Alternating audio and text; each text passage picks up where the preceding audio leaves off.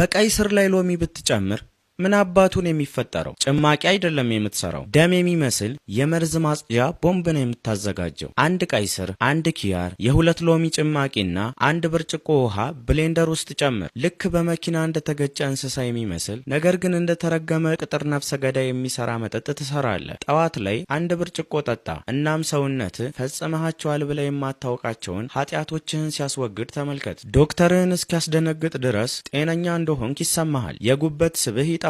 የደም ማነስህም መንገድ ላይ በቸልሲ ደጋፊ እንደተወጋ ድራሹ ይጠፋል። ኩላሊቶችህም ይታጠባሉ። እንደ አዳነች አበቤ ጭንቅላትም ንጹህ ይሆኑልሃል። ኃይልህንም አተወው። ልክ እንደ ቡራቡል ሚኒጥ ሚኒጥ ትላለህ። አንጀትህም ፏ ጸድት ይልልሃል። ልክ እንደ ቶትናም የዋንጫ መደርደሪያ። ፍጨው፣ ጠጣው፣ ምንም ነገር አትፍራ። እናም የሰውነት አካላቶች ለሚወዷቸውና ለማይወዷቸው ተጨማሪ የምግብ አዘገጃጀቶች ዶክተር አበሻን ፎሎ አድርግ።